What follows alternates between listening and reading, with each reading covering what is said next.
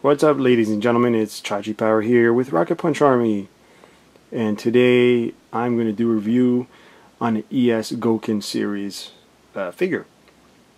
So this is a little known robot from Japan called Gowappa 5 Gordam, and it's number 6 of the ES Gokin series. Now, I could just go ahead and make a review of this guy, but what fun would that be? How about if I also throw in the weapons pack? So all you guys that are fans of the ES Gokin line can also check this out in the same review. So first we're going to start off with Gowappa 5. Before we go into checking out the contents of the box, I'll show you guys the front here, and I'll tell you a little bit about the anime.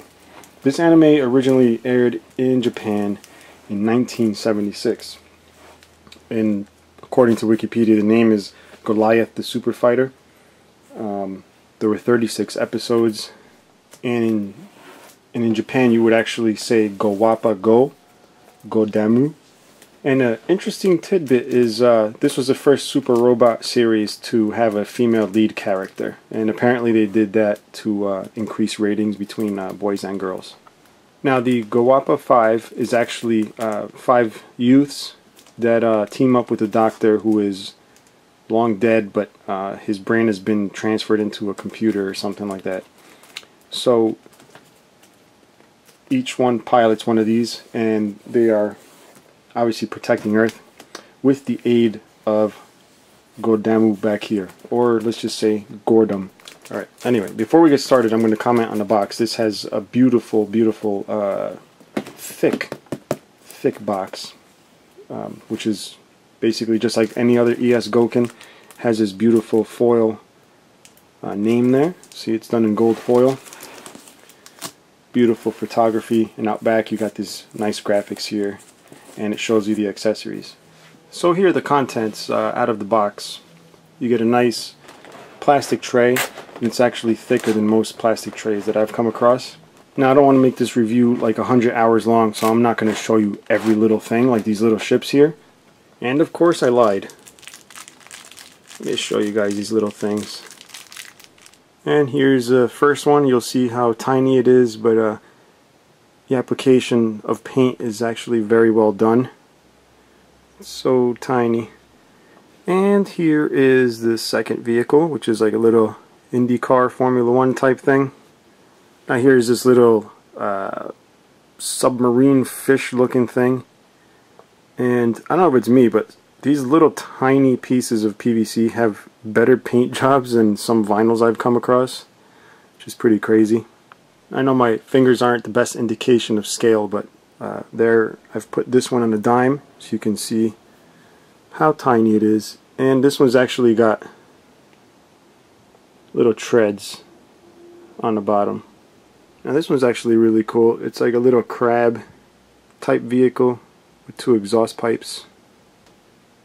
Alright guys, and here finally is Godamu, or Godam. Let's just say Godam. I'm tired of saying with that thing with the U. Here he is. Nice little Gokin.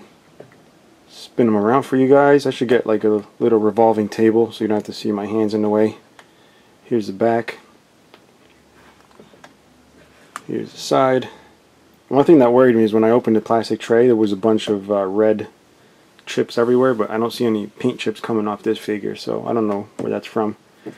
But here he is, so let's go ahead and see what he can do. Alright, so I've gone ahead and attached the shoulders, which are these round pieces here.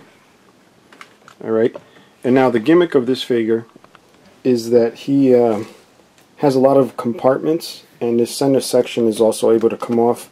I find it easier to take off this piece, but this section does come off. It's held on magnetically, and then you have this part right here. And before I show you guys all the compartments, let me just show you what's going on back here. These little boosters can slide right out. How about we check out those compartments now? So the first one I want to show you is here in the shoulder. Just lift up this black piece, and you'll see there's a little tab there. This actually swings up. But you can attach the little PVC ship. There's a little hole there. Put the tail in that slot. Give you clearance.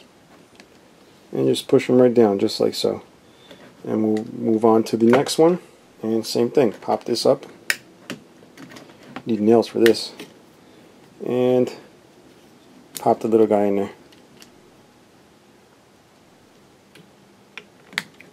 And the little race car dude goes right here in the chest.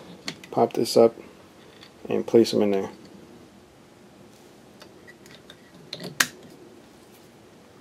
That's not all, guys. Remember, there's 5 ships. Little crab guy goes in this one.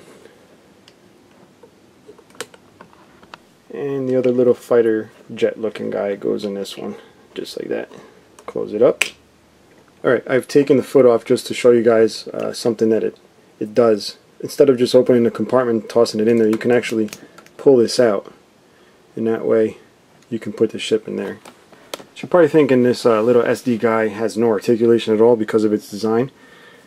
But fortunately he does have okay articulation for being an SD figure. I mean, I think it's pretty good, so we're going to check that out. His head turns, but you'll see it's nothing really crazy. His arms go up, and you'll notice they detach from the base here to give you a wider range of movement. Then you do have the swivel here. Then you have your elbow. Now you have no waist twist there, but you do have a lot of leg movement. You also have knees, and the knees go back pretty far for having such a short leg, so check that out. A lot of nice little soft ratchets. You don't hear them, but they're really there.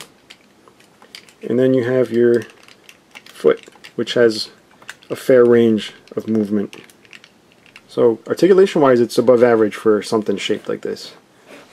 And you guys are probably wondering what kind of weapons this guy comes with. He actually doesn't come with anything aside from what you see here in the 5 little ships and the base, which I'll show you guys in a second. But what you can do is take his shoulders off, just pop them right off, and these 2 halves actually snap in together, and he's able to toss the ball or play basketball, whichever you prefer. Here's the booklet in case you guys are interested. It's full color, shows everything Gordam can do. All that in here shows the articulation, shows the base pieces, and it shows you how to use the base. It shows you where to put all the figures in. And this is the base I was telling you guys about. I never use these bases for the ES Gokins. They stand well enough alone. But they're included, which is good for the price point. Very good, and the stands seem to be of good quality.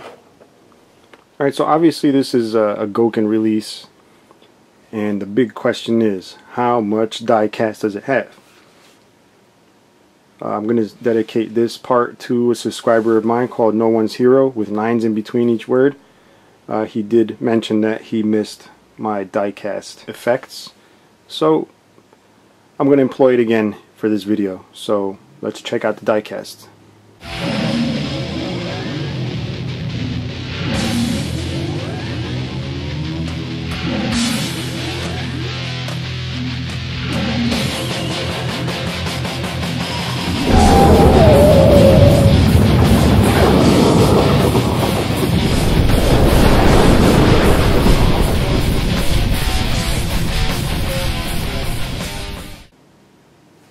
So you can see it has a very good amount of die cast, guys.